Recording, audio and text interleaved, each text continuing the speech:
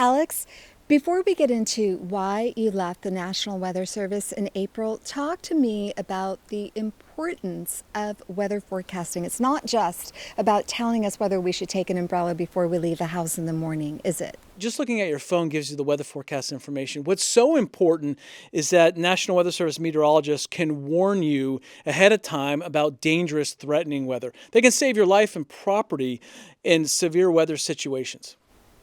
Alex, you wrote in your retirement announcement that while there was a lot to consider, great staff, unfinished work, there were limitations that tipped your decision toward retirement.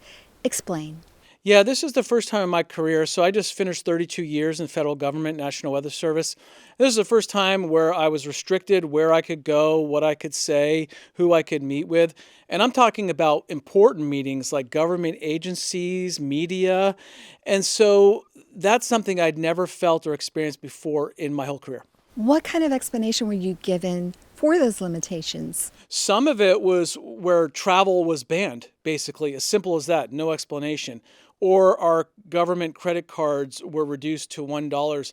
Other situations, it was you had to prove that it was an emergency, life-threatening situation to meet with any group or any agency. Where was travel banned? Travel was banned even locally, and I had never experienced that before. The only time I've felt that type of limit or impact was during a government shutdown, and that affects everyone and everything, even military sometimes. So that's how severe it was, even local, but certainly any regional or national travel to a conference, to a meeting was not allowed. So, what impact do even changes like that have on the practice of weather prediction for San Diego and across the country? Well, part of our weather prediction and our climate monitoring is having relationships with other groups because we can't do it all ourselves. We rely on universities, government agencies. We rely on you, the media, to get messages out there about Santa Ana winds and red flag warnings. So there's huge impact when you're not able to get out of the office, meet with people. That was a key component of my job for years, was developing relationships, meeting with people, understanding what they need, how they respond, and relaying them, when it counted, important weather information.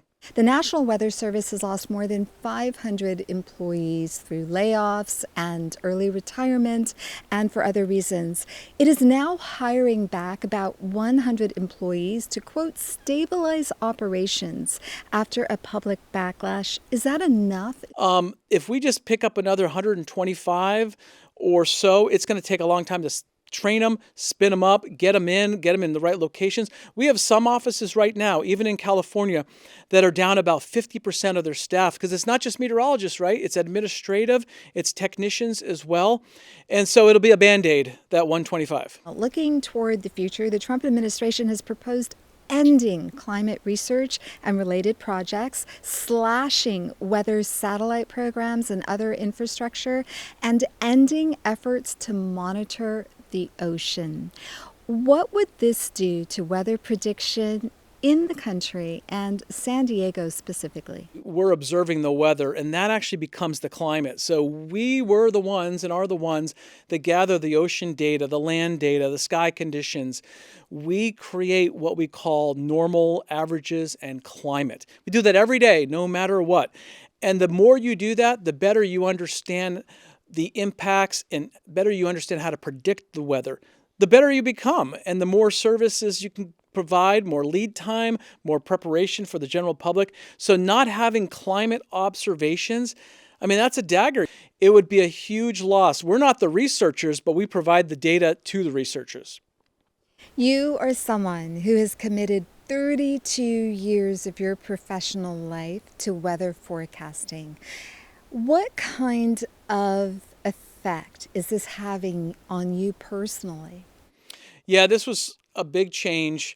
After 32 years, I knew I had things I hadn't completed. I knew I had things I could still do. I still had the energy, the passion. It doesn't feel like work to me to monitor the weather, to predict the weather, to inform people, to educate about the weather. So it's a dramatic change. It was not something I thought of overnight and said, "Oh, I'm going to leave." Given that that's the case, given that you haven't lost that passion, what's next for you? Weather has never felt like work. I used to write the weather down on a calendar when I was 8 years old, no matter what, and that becomes climate data. So I'll be doing a lot of skiing. I got an Icon pass.